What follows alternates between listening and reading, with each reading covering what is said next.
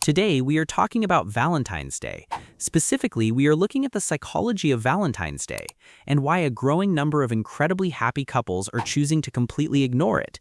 If you log onto social media on February 14th, you're bombarded with giant teddy bears, expensive dinners, and grand romantic gestures. It's easy to feel like if you aren't doing the most, your relationship is failing. But what if I told you that treating February 14th like just another Tuesday might actually be a sign of a rock-solid partnership? Today, we are diving into modern dating psychology to unpack why people don't celebrate Valentine's Day. We'll look at the science of secure attachment, why forced romance often backfires, and the actual relationship maintenance habits that keep couples together long-term. Let's get into some psychology simplified. Let's start with a fascinating concept: symbolic self-completion theory. This theory suggests that when people feel insecure about a certain identity, like being a good partner, they use symbols to overcompensate and prove that identity to others. For a lot of couples on shaky ground, Valentine's Day becomes the ultimate stage for this. The extravagant gifts aren't necessarily about love, they're a symbolic band-aid masking relationship anxiety. When you add social media and relationships to the mix, things get even worse. This brings us to social comparison theory. Relationships. When you scroll through curated feeds of your friends' seemingly perfect Valentine's dates, you unconsciously compare your behind-the-scenes reality to their highlight reel. This creates immense performance pressure.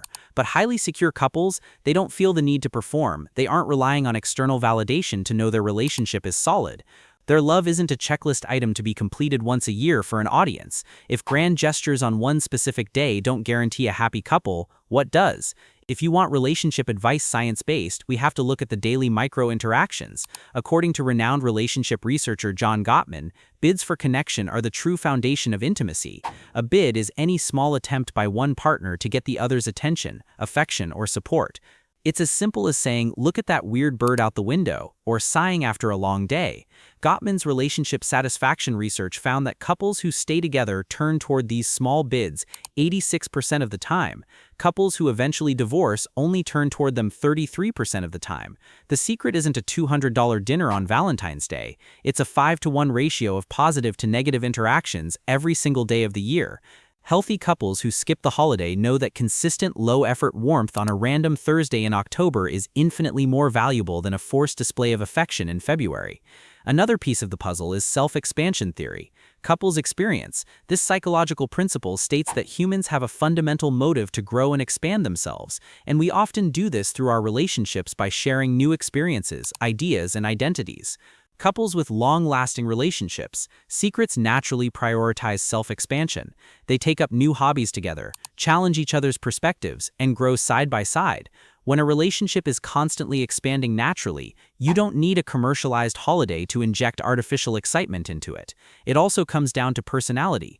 If you look at frameworks like the MBTI, personality types that favor introverted feeling or logical pragmatism often view the commercialization of Valentine's Day as inauthentic or inefficient.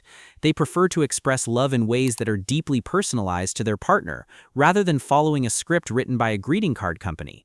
To wrap up our dive into healthy relationship psychology, if you and your partner love celebrating Valentine's Day, that is amazing.